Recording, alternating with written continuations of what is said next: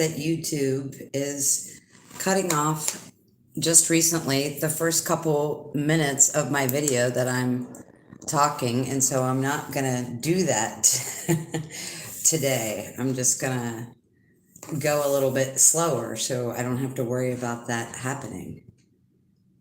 This is Tina, and this is the news that didn't make the news. I wanted to start off by saying how I got into making videos. And you wouldn't think that most of you probably don't care the reason that I started making videos, but I'm going to share it with you because someone reached out to me about this the other day, not about making videos, but specifically how I deal with the constant communication from people that just doesn't seem to stop for me. So I had been a wallflower my entire life, not hiding my light, but always keeping everything in that I knew, that I saw, and that I felt. And I think it was 2016, I joined a group on Facebook, and that was the first time that I actually started talking and I started writing. I was not making videos. But that's when I started talking, and that's when I started writing. And when I started, it was mostly through writing. But I was hiding in that Facebook group. I wasn't posting anything to my actual wall so that my friends and my family in my real life could not see the real me. And that went on for a really long time. And then in 2017, I put up a really short post that basically said, screw it, this is me, take it or leave it.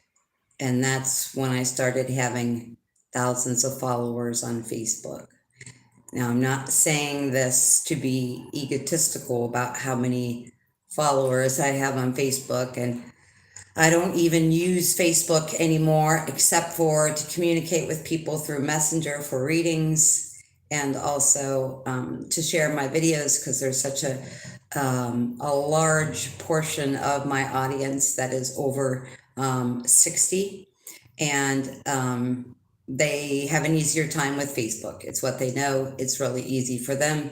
So that's the reason why I'm still sharing. I have probably maybe a dozen really important to me articles that I've written that are on Facebook. And as soon as I get help from someone to figure out how to get those off of Facebook and into my computer, I am going to permanently delete my Facebook. So I apologize to those 65 and older that only see me when I post there. I've had problems with people on and off, and I will tell you I've had a couple of really big issues with people recently. A negative experience that I'm not going to repeat. But people seem to think when I talk about this that I'm talking specifically about men and getting hit on men, and that is not what I'm talking about, and that's part of the reason why I want to explain this to you. So in 2016, I started writing in private groups and getting quite a bit of attention for my writing. In 2017, I said, fuck it, and I just did what I was doing. Now, the thing that was going on with Facebook and my writing was, the writing was not, I'm not a big I don't have a big Facebook presence. I'm not trying to say that. What I'm saying is my Facebook presence was actually big enough that every time I posted something, I was spending between 48 hours and 7 days going back and forth with people, commenting, answering people's questions and things like that. It got really, really hard for me to keep up with that. but also at the same time in this stage of ascension, and I know many of you are going through this because most people are not on social media near to the extent that they had been a couple years prior to that. So my thing with Facebook was I would post something and I thought it was really important to get the information out, and then I would spend 2 to 6 days answering people's questions.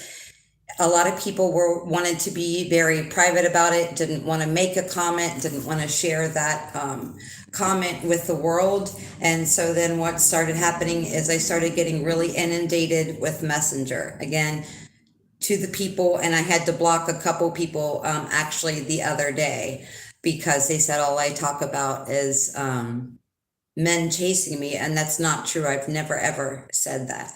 We all have creeper men on Facebook. That happens occasionally, but it just became way too much for me to deal with. And so in 2018, I created a Facebook group called The Ground Crew, where we could just interact with this stuff and didn't have to share on the broader platform. But then I was started to organize meditations and clearing and cleansing for different parts of the earth. And that got really, really hectic as well. And at that time, I was working like 50 hours a week. So in short, the reason why I'm doing this is because I think it's important for us when we can tap into our higher self and information from the cosmos, that we are being open and that we are sharing that with other people. I know that helps other people greatly. There's other people that have helped me greatly as well. Facebook is just a problem for me all the way around. I'm not even posting, and still I'm getting just a lot of stuff that's going on. Now, I really do want people to interact with the YouTube channel, but when I was doing videos on Facebook and doing videos on YouTube and writing articles on Facebook, then I was kind of getting inundated to a capacity that not only that I really can't handle, but I just didn't want to handle being on electronics and connected to Wi-Fi that much a day. So I think that there's really important things that need to be talked about. Was very apprehensive to do it, and the main reason that I started doing it in video format was because I noticed a pattern in people messaging me, and like I said, I could not keep up with the messages anymore. But there was always a pattern. There was always one or two themes that were going on, and so I started taking the themes that people are reaching out to me that they wanted assistance with or had questions about, and turning those things into videos. Rachel, hi Rachel, had asked me yesterday how I deal with people always wanting help without any kind of energy exchange. And that's the reason why I do this. And I have talked to you guys before about me doing readings for people that want to have a personal reading, and then I ask permission to share when I think that there's important information, and there's always a lot of information I feel that's important that comes out. So for me, I can take all of the things that I am experiencing, that I'm seeing, that I'm hearing, that I'm remote viewing, I can share those with you. I can share other people's questions with you and their questions and the pertinent information that comes out in their readings as well. I'm not sure why almost nobody, I guess, has comments as far as questions in this format, where Facebook, it went on and on and on. I almost never get comments on these videos, even if there are 500 people. I do know, unfortunately right now, you do make comments while I'm live, and then they disappear. So if you have questions for me, or even things that you want to talk about, or things that you want me to even address in videos, unfortunately, you do have to wait till the video goes off, comes back up, and is then listed as public. But if you want to do that, that would be a really great way for us to communicate. I don't mind people messaging me directly if it's something personal that you don't want to share, but I'm just trying to avoid answering questions and having conversations on 4 different venues simultaneously. So that's why I started making videos, so I could share with more people the things that all of us are going through. That being said, if you are looking for a personal reading, the information will be below in the description box, and that will be that. So that is why I started making videos. Facebook got so bad, I went from having 1,000 to 2,000 views on a video to Facebook down to having maybe like 30 or 40 or 100 views. So that's why I stopped going live on Facebook, even though I know a ton of you still actually prefer I do that. It gets lost in the shuffle of Facebook suppression. If I make it here, then I can go to Facebook and share it there. So sorry for the long, boring, non-comedic intro here. But I've been kind of explaining myself and talking about this a lot lately. So what I want to say to you, and I've said this before, but I don't think there's anything more important than this. There's no political corruption. There's no solar energy. There's no relationship reading that I could do. There's nothing more important than this one thing to us right now. And that is our imagination is our future. And we are taught as children not to dwell on the imagination, not to hang out there. But anything that we can imagine, we can achieve. So focus on your imagination, or you probably don't even need to really focus on your imagination. It's just something that happens on a continual basis for everyone, but we have a tendency to shut it off, especially during the day. And then that can really create some wild dreams. And that's happening a lot for me as well. So there's a multitude of things that never feel like they go together in any kind of cohesive manner when I sit down to make these videos. But nevertheless, I'm going to talk about those things individually. So our ability to imagine is our biggest ability to create. We live in a world of math, numerology, and codes. And I've been kind of dabbling in the study of numerology since my 20s, so that's kind of been a really long thing for me. And then someone told me about the gematria calculator a couple of years ago. It's not something I do very often, but lately I'm looking at it. So our universe is codes, synchronicities, mathematical equations. I'm starting to really feel like it's not anything other than that. And I'll tell you why. I've started looking at things through math because math is logic. And the reason I started looking at things in a logical way, because as a Scorpio, as a deep diving water sign, I am often not logical. I am often flowing by my intuition and how I feel, and not logic.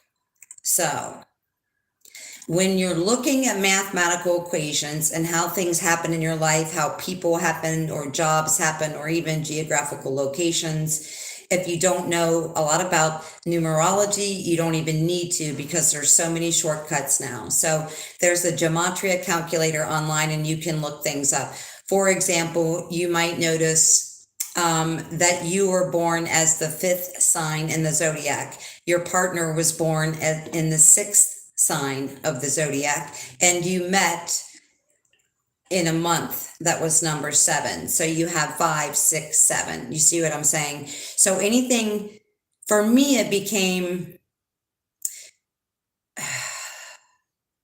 it really became a big way to look at these codes and these synchronicities as a logical part of the information that was happening instead of me. And I know a lot of you are doing this because when I talk to people, they tell me they're doing this as well. So you feel like you feel really emotional or tapped into someone or something, and you have a telepathic connection and all these other kinds of things.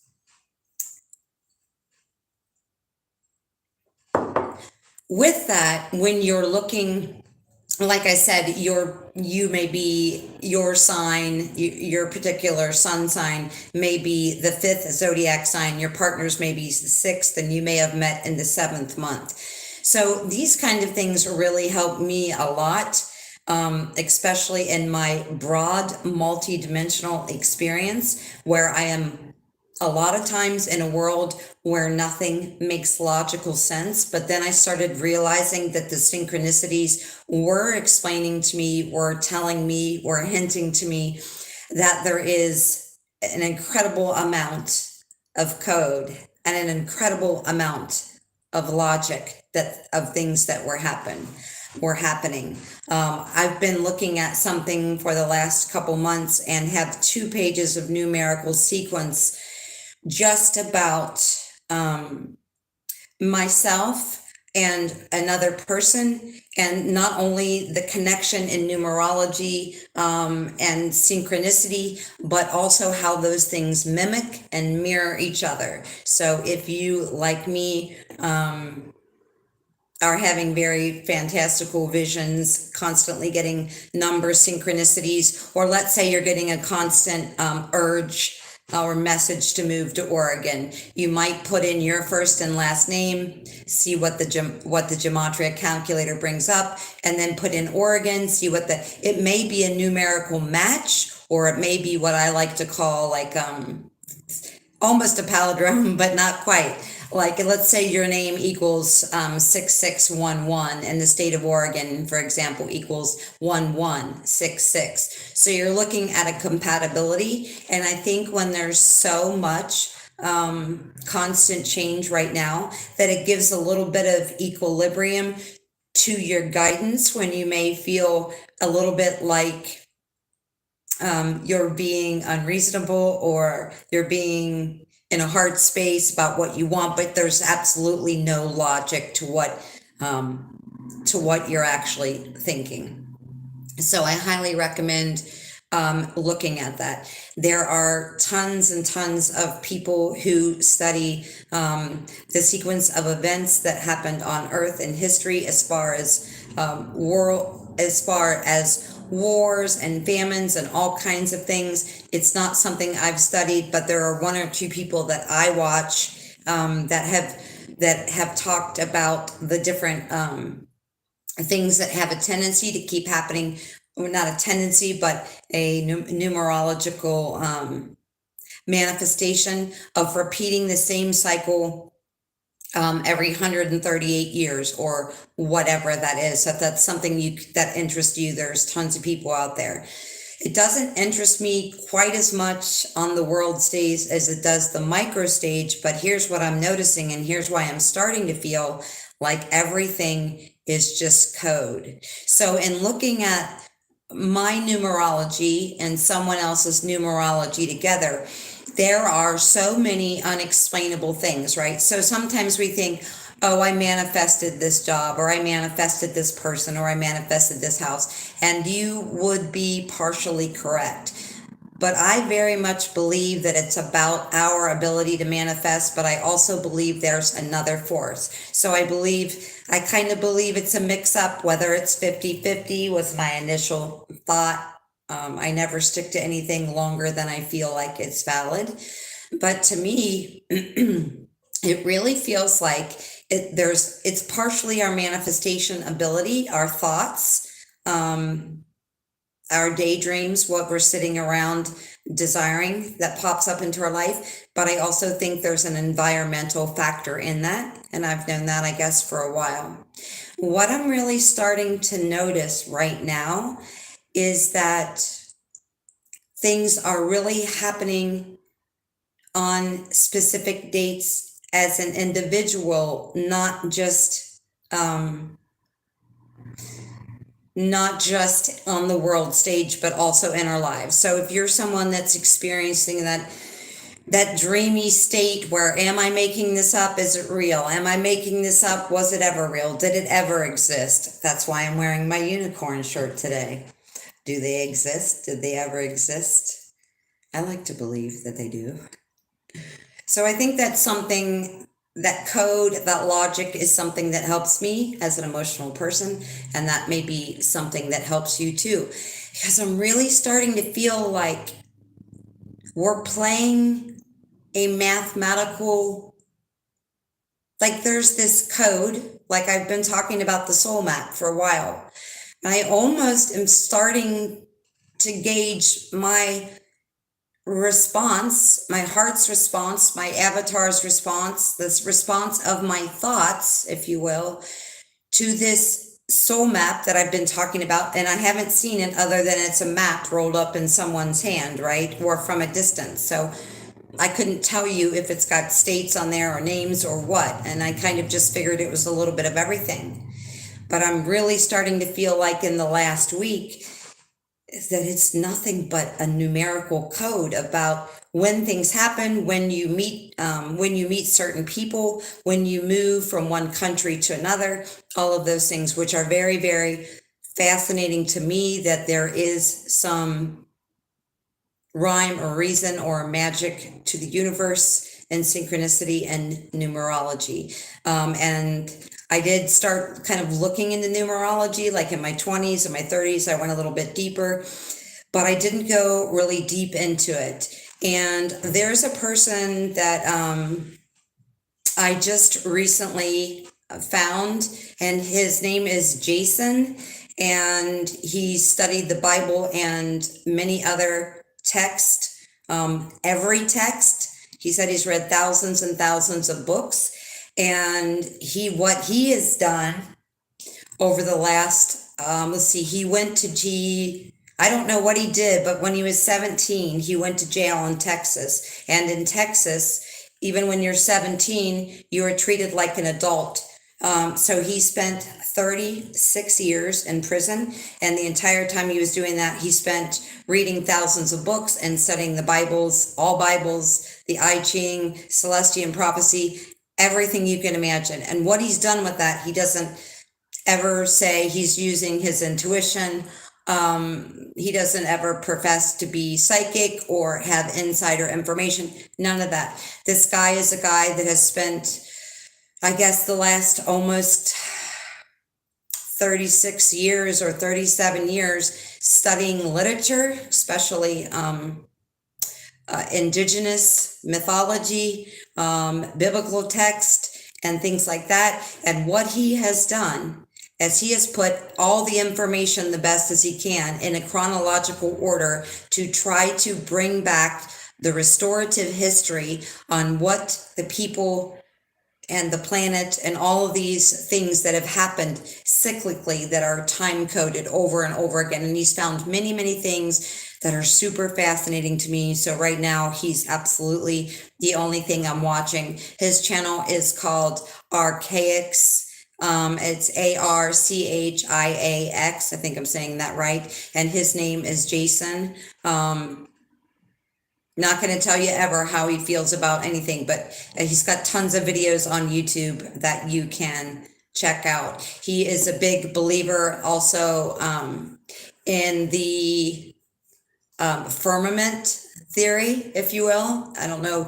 I don't think he calls it that. I think he calls it a different name in that. And I've just started looking into his information like in the last week, but really, really, really fascinating stuff. And there's nothing out there really that interests me anymore other than the stuff that he's talking about. I had been following David Wilcock for a long time. I haven't seen anything new. Even when he makes a 3-hour video, there may be only like 5-10 minutes of news. So I'm kind of not sifting through that. But Archaics to me is very interesting. Wingmakers information as well is mind-blowing. Dr. Neruda and the Wingmakers information. And you can check into that as well. Really, really, really keep an open mind on both if you decide to delve into that. So Archaics is talking about everything being a holographic reality, which we've been hearing about for a long time. And I guess it partially comes, I guess The Matrix was about that. I've never actually watched The Matrix or any other kind of movie that, in that genre of movies at all. I try to keep my filter really, really super pristine when it comes to that, especially when it comes to movies and stuff like that. But he is saying, like other people have said, that there is a filament or ice or some sort of thing that's over the world. And like I said, I'm only a week into it, but I tell you what, for you specifically and for him, I have hundreds and hundreds of questions about that. One, I have been seeing and recording UFOs on my phone for a very long time. I am a firm believer that we don't know the half of the land on this planet, and we probably only know a quarter of what is below the surface in the sea. I know unequivocally, without a doubt, that we have probably hundreds of millions of spaceships here on Earth, underwater, in mountains, all kinds of other places. I know that there are some outside the firmament, if you will, if that is the case. I'm not sure that I'm 100% convinced of that. I'm just throwing out there what I've been looking at and the questions I have. So in 2018, September, I believe it was, I saw hundreds of thousands of ships come from the sun, through the sun as a portal and line up here. Okay. A lot of them are neutral and hanging out in observation. There are many, many benevolent races here as well, and they're not interfering, but it's kind of like there was a group of us that called for backup, and they showed up. So my question then becomes, if there is a such thing as a firmament, I know that I saw those ships coming through the sun. So am I able to see outside the firmament? Is there anyone else that is able to see outside the firmament? Because I have remote viewed the sun. I have also remote viewed the moon. So to me, remote viewing doesn't mean I'm seeing it. So I'm wondering if there is a firmament around the whole Earth. I feel like there's a pretty good chance that there might be an opening at the North and South poles, which allows access to inner Earth, and also the cosmos. I have and this is just how I feel currently. You know, I like to say these things always change, but I just have so many questions if this is the case. I don't have questions about what is here holographically, but I have questions about the entrance and exit to the North and South Pole, because I know that to be a thing for sure, because I've seen so much of it. If you ever want to go to inner Earth before you go to bed, just say, I want to go to inner Earth. I would also advise you to speak out loud what you wish your experience to be there.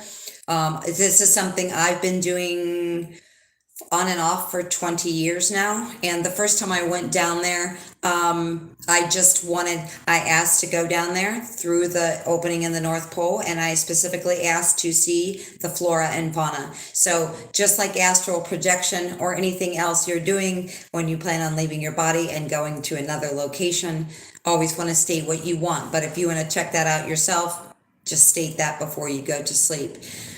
So that's part of my question. If we have an impenetrable barrier around the planet, that means we never went to the moon. And I know that there are hundreds of thousands of people that believe we did not go to the moon. I am not one of those people. I do believe that we have gone to the moon, because I had a remote viewing of the moon and some projects that were being run from the moon to Earth. And many of you are aware of this because it was the first thing I ever organized in September of 2018. We organized a group of people to stop the radiation from the Van Allen belts. And I did not know the radiation in the Van Allen belts, that a lot of that was coming from a base, if you will, on the moon, until after we did that meditation and I saw what happened.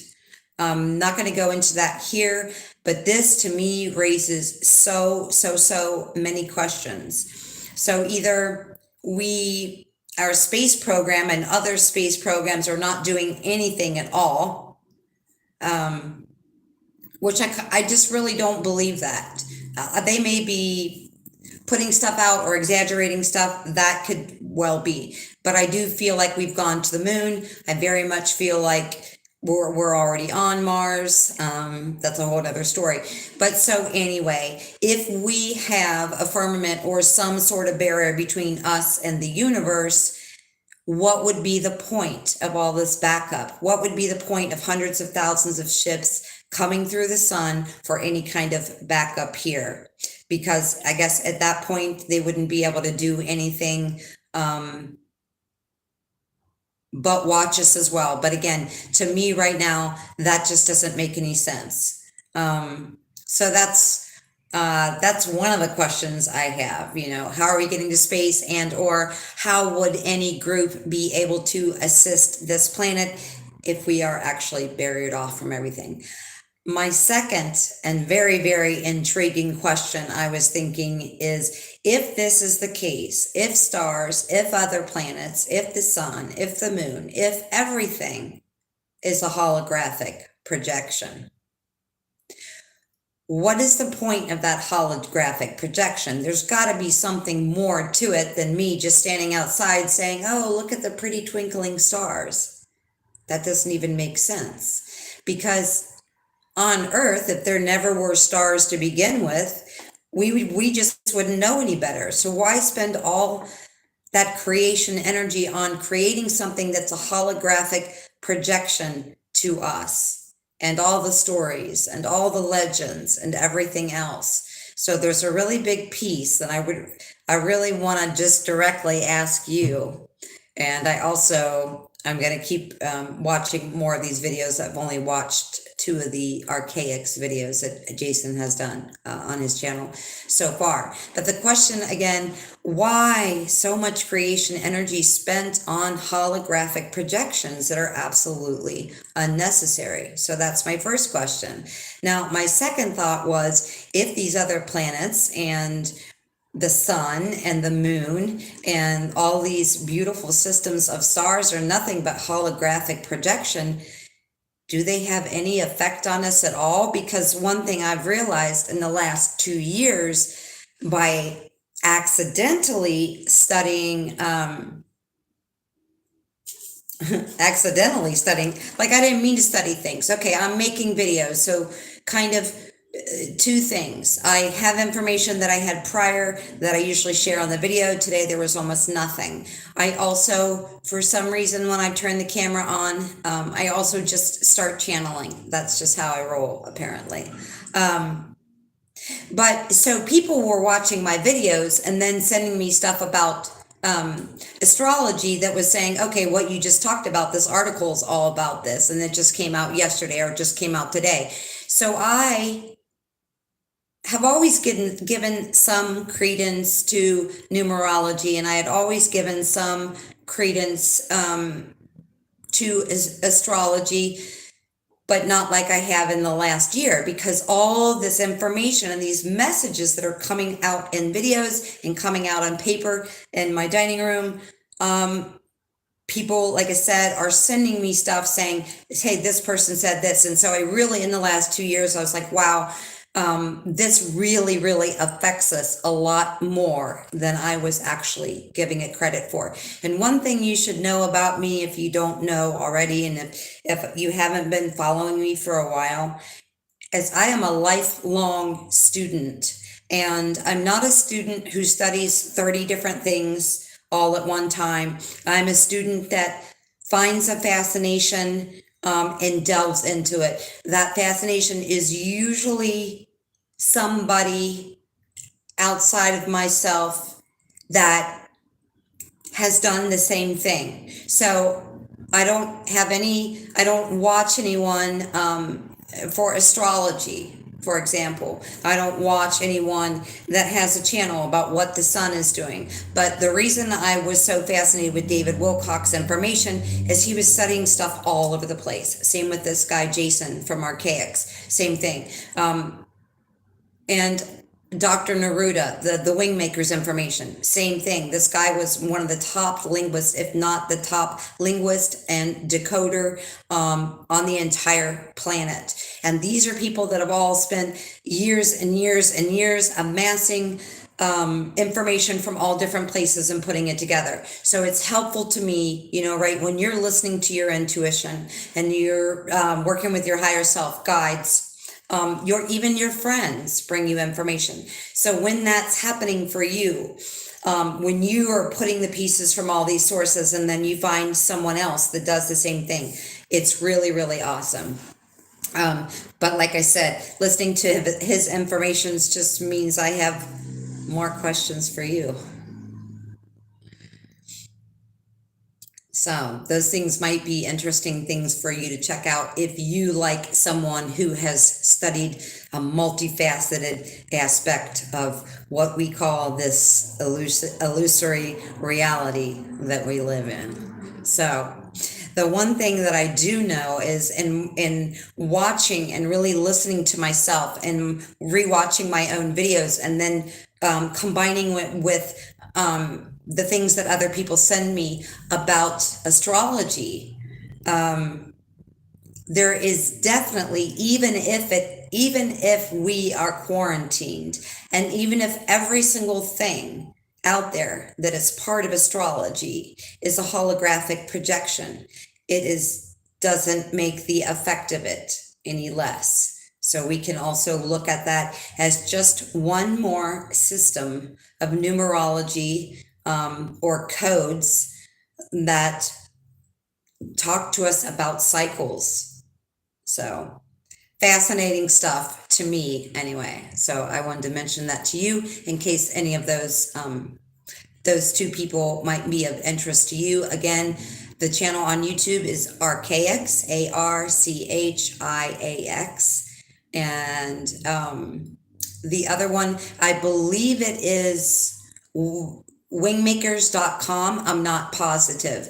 If you want to skip around and get abbreviated version of the Wingmakers to see if it's something you want to delve into, Brian Scott, who is amazing guy, on YouTube, has a video specifically about the Wingmakers that's maybe like an hour and 30 minutes long. Absolutely fascinating. And I have sent it to a couple of you already.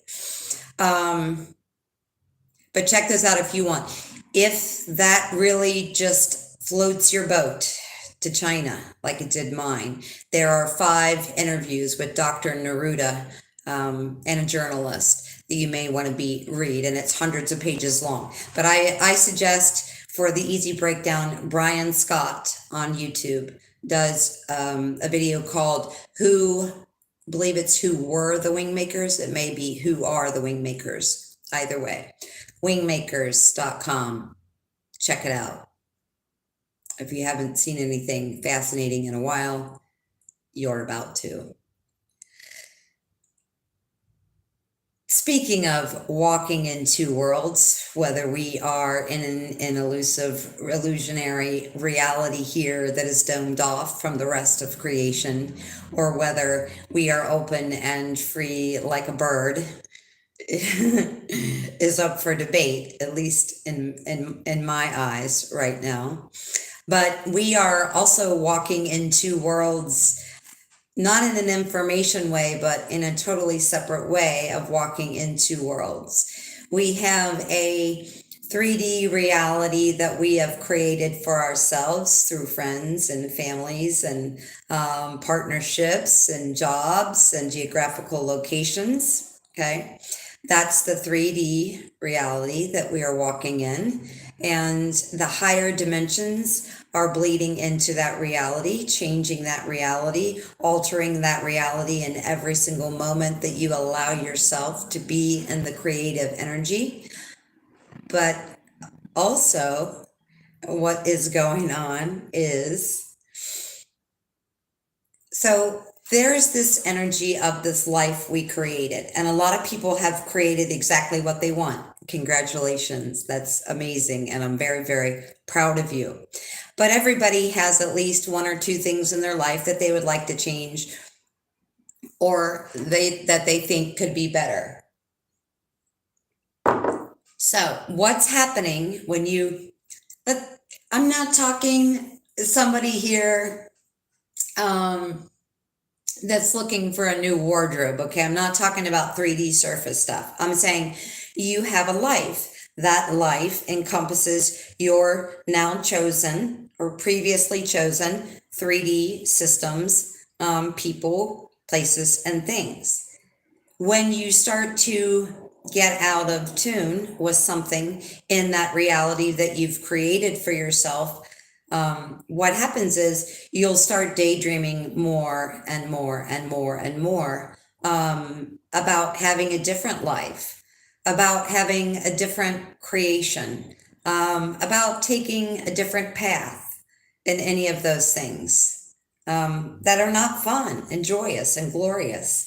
And I really think we need to focus on love and desire and fun and comedy right now. There's so much that wants to drag us out of the energy. But what happens is your multidimensional self starts daydreaming.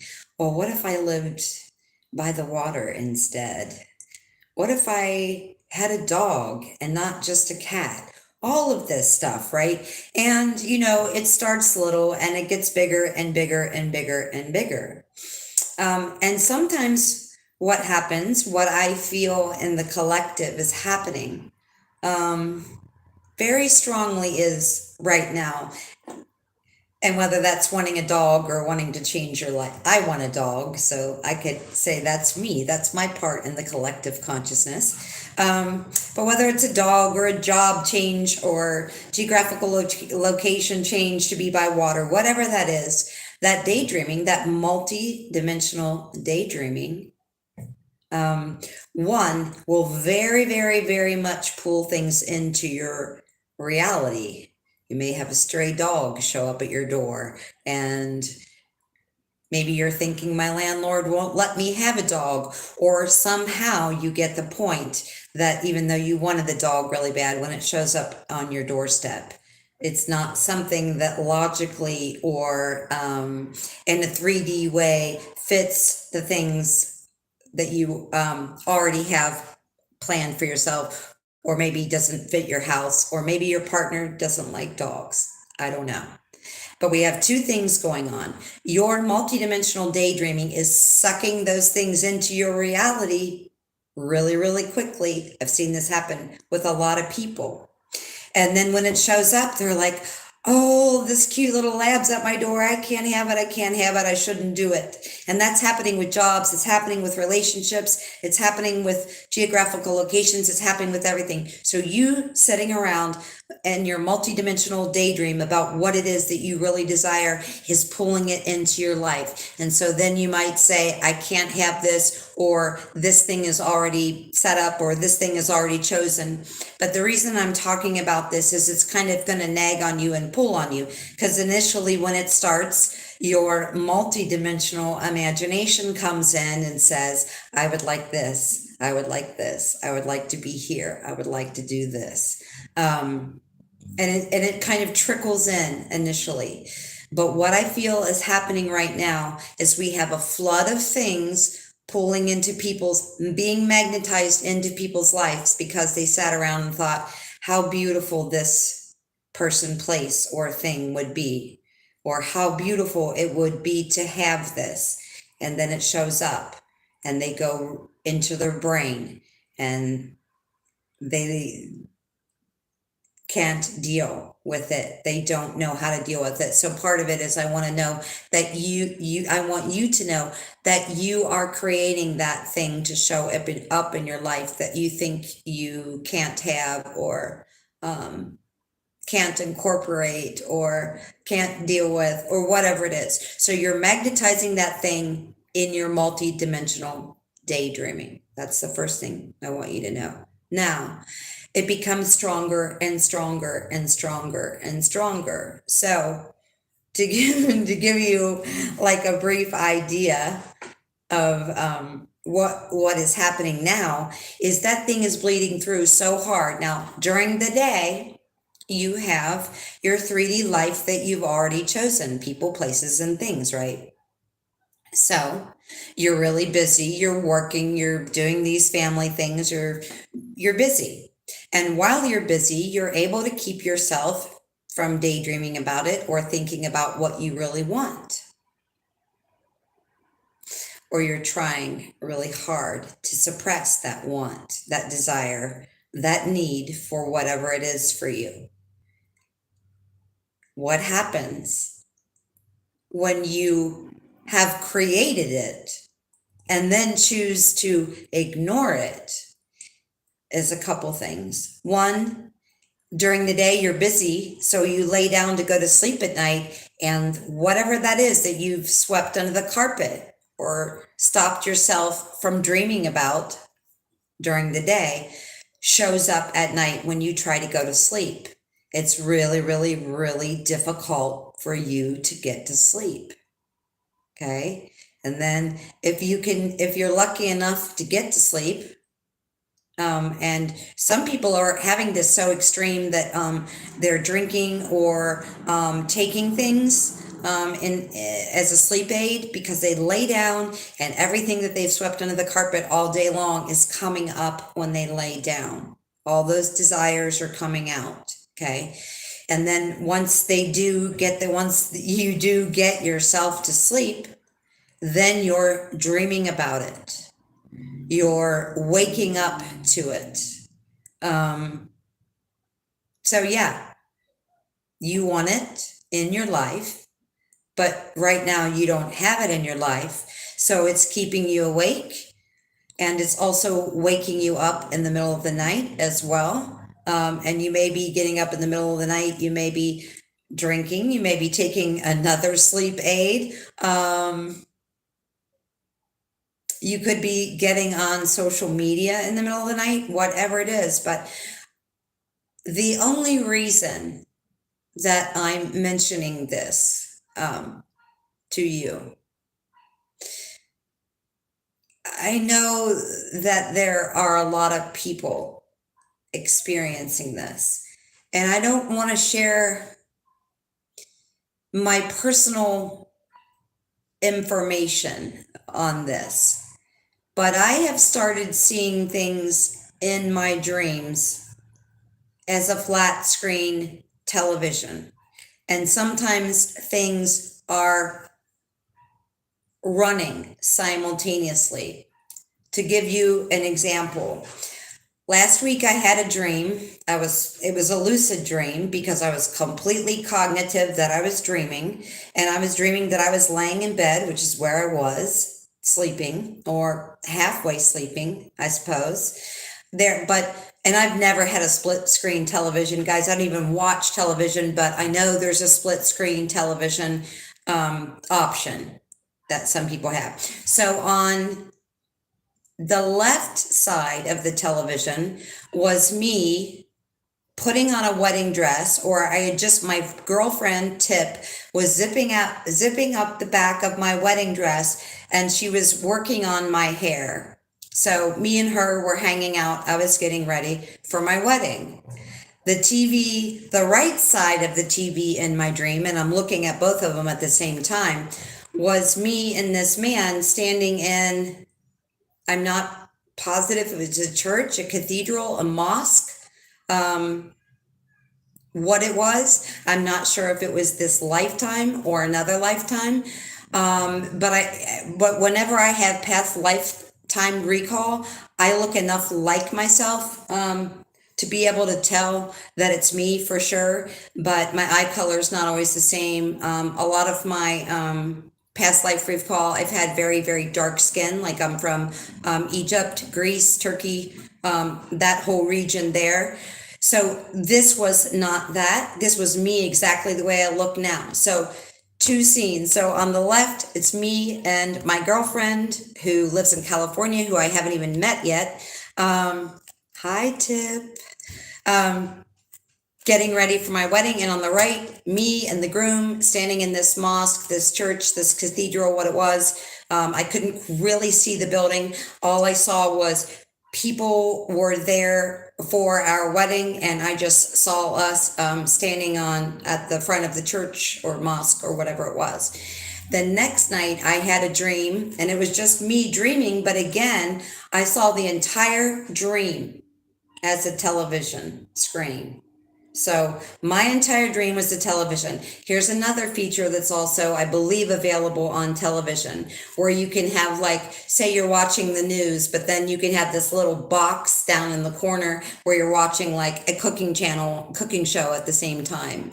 My friend and her husband used to do that. That would drive me crazy. But anyway, so my dream was the majority of the screen. Again, I'm laying in bed, and in this little like corner section of the TV, there was just this little square of a person that I know, a friend of mine, watching my video.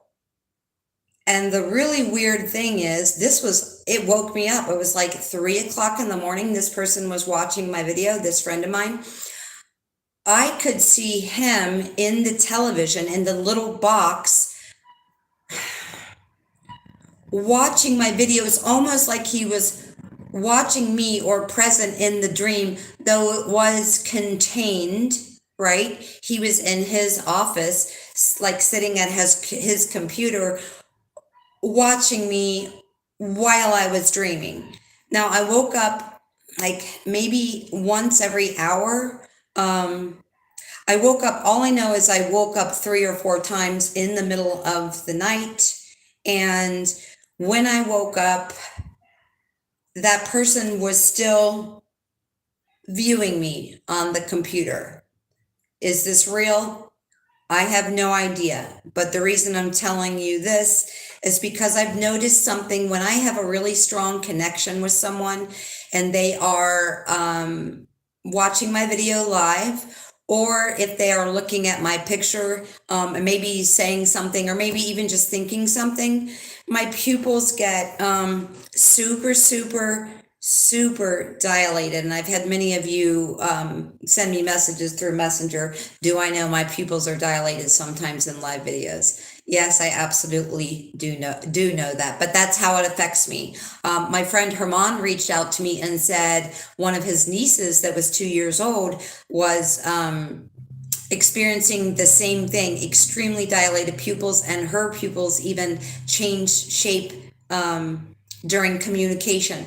So the reason I'm bringing that up is while this person was on my TV screen of my dream, I know this sounds nuts. I can hear myself and I know it sounds nuts, but this is me. Anyway, when I got up, after waking up several times and him still being there, when I got up, I looked in the mirror and my pupils had taken over half of my eyes. So I'm going to assume that person was somehow either viewing me or watching a video or thinking about me or having some kind of communication. If you hear telepathic communication from someone and you feel like you're a nut job, like I did for a really long time, just go look in the mirror and look directly at your pupils. If they are much larger than they normally are, that would be you being correct.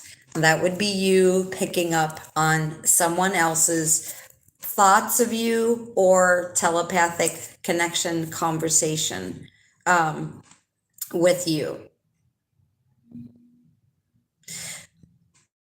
We're being asked right now to make a judgment. And in making a judgment for thousands and thousands of years has meant something different than what it means in the English language. I'm passing a judgment on you, or I'm passing a judgment on a situation. Judgment means that there is something in your life that needs to be laid to rest. Could be. It could also be something in your life that needs to be resurrected. Maybe you love to paint and you stopped doing it 20 years ago, whatever it is.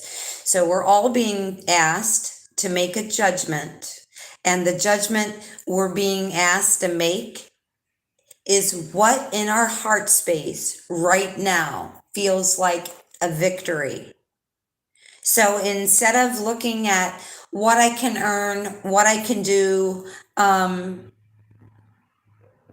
what I can pull into my reality that is 3D, really the heart space needs to be leading us and guiding us in what we are making the judgment about.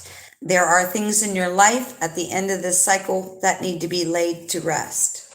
I never say anything to you that is not applicable to me. I have a couple things that I just need to give up the ghost on and lay to rest myself. So what do you need to let go of? What do you need to lay to rest in your life? Also, what important thing that makes your heart sing have you given up on or put down or buried within yourself that feels like a victory, that feels like the reason you came to this planet? There's such a big energy of those three things going on in the collective. That's why I brought those three things to your attention. What is this holographic universe? Am I just a person in an avatar following some mathematical map that I made for myself? Because when I started looking at number sequences with other people and when things were happening and mirroring synchronicities and all that, I said, okay, well, you may have been working at manifestation for a really long time, but there's no way. There are things, when I'm looking at numerology, when I'm looking at code, when I'm looking at gematria, there are things that I couldn't have manifested or created myself, not in this lifetime, because they happened numerically before I was even born. So I know that's a really heavy thing going on in the collective. If this is a holographic reality, what does that mean?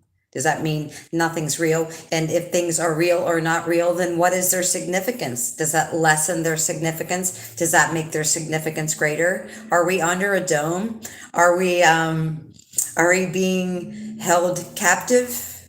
Not energetically, we are not. We can travel the cosmos anywhere we want to be, but are we in a physical avatar being controlled and manipulated? Like the Simpsons, under the dome, so to speak? And if so, how do we have so much alien interaction here? Did all these aliens come here before the dome was up? That's my other question. I know Antarctica's a base, but I'm telling you guys, they're all over this planet. They're everywhere. Okay, they're in mountains, they're in the bottom of the ocean, and the majority of the ocean, we haven't even penetrated, we haven't even gone down that far. There's so many things coming here from this planet, but I know they're coming from outside this planet too. That's why I have so many questions about the moon, about the sun, about holographic projection, about the entrances and exits at the North Pole, all of that. So we have all these beautiful dreams, very, very beautiful dreams, these things that we've conjured up in our imagination, okay? You have a life that you've created for yourself in the 3D. So you are currently maneuvering through people, places, and things in that 3D. And then there's the life of your dreams. And if you are totally living the life of your dream, Congratulations. That's beautiful and amazing. But there are so many people that have aspects of their life that are not what they want. And there are many, many people that have many aspects of their lives that are not what they want. And I want you to know that if you are not letting yourself have your heart's desire, it will start keeping you up at night. The insomnia is pretty bad. And at this stage of ascension, it's really hard on our body to be taking sleep aids or drinking to try to stay to sleep, to try to keep those passionate desires at bay all day and get yourself to sleep, and then you're waking up in the middle of the night. So the only cure for that is to make a course correction into what brings you joy, fulfillment, and peace in your life. No amount of alcohol, no amount of pills, no amount of anything outside of yourself to try to lull yourself into a sleep, as long as you are continuing to maneuver through your everyday life and ignore the things that you never took a chance on, or ignore the things that you used to love that you buried for one reason or another. So those are the three biggest things that I see in the first wave of the collective going on. It's really super important, as you know, to take great care of yourselves. Otherwise, I wouldn't talk about alcohol and sleep aids. And I understand, okay? I've been there too, and I don't ever talk about things that I haven't been through myself. I love you. This is the longest video that I have ever made in my entire life. But I think at some point in this last week, I started caring about anything that pertains to my videos in general. So I love you. Thank you for being here, and I hope this was helpful. If you ever have questions, if you ever need anything, and it is totally private and you don't want to share it in this format, I understand. You can message me. Otherwise, especially if it's about ideas or questions relating to this video or any of my videos, when it comes back up, I will be happy to look at those, engage with you, and see where you are on this too. That's why I'm talking about this, you know. We all need people that we can talk to. We all need people that we can dive to the absolute depth of our soul with. And sometimes you're lucky enough to find it. I love you. I'll see you soon. Bye.